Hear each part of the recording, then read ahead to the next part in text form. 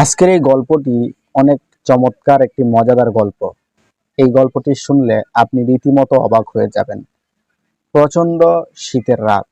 শিরেশ্বর গ্রাম থেকে প্রায় 10 মাইল দূরে কালীহাটি জঙ্গল।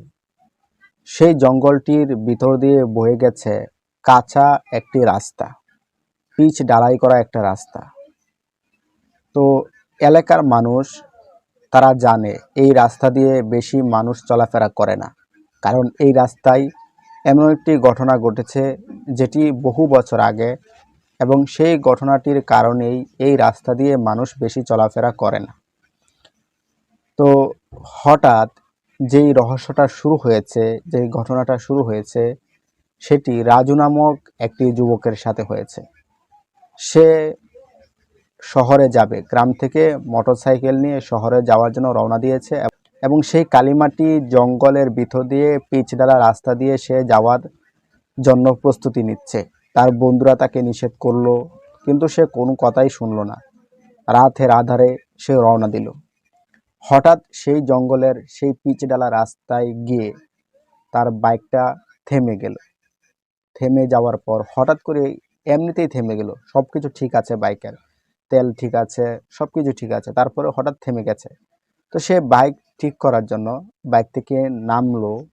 নামার পর সে অনুভব করলো ঠান্ডা একটা বাতাসে কিছু একটা গন্ধ তার নাকে আসছে। সে ভয় না পেয়ে সে তার কাজ করতে লাগলো, কিন্তু পিছনে ঘুরে দেখে একটা লাল শাড়ি পরা, তার চেহারাটা অন্ধকারের জন্য দেখা যাচ্ছে না, তার কাছে আসে, এবং এটা দেখে রাজু ভয় পেয়ে যায়। তো সে জিজ্ঞাসা করে, আপনি কে? কোনো কথা বলে না, সে কোনো উত্তর দেয় না। তারপর যখন আরও কাছে আসলো, তখন রাজু ভয় পেয়ে সে বাইক স্টার্ট দিতে শুরু করলো, কিন্তু তার বাইক স্টার্ট নিচ্ছিল না ওই সময়।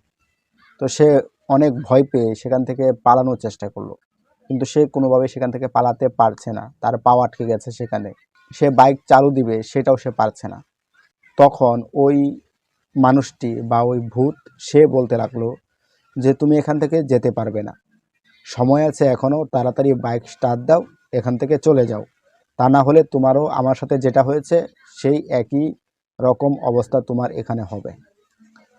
তো রাজু সেখানেই অজ্ঞান হয়ে গেল, এবং পরবর্তী দিন সকালবেলা এক কাঠুরে যখন সেই জঙ্গলে ঢুকে কাঠ কাটার জন্য, তখন দেখে রাজু সেখানে অজ্ঞান হয়ে পড়ে আছে। তো রাজুকে সেখানে দেখে সেই কাঠুরি অবাক হয়ে গেল এবং তাকে বাড়িতে নিয়ে গেল।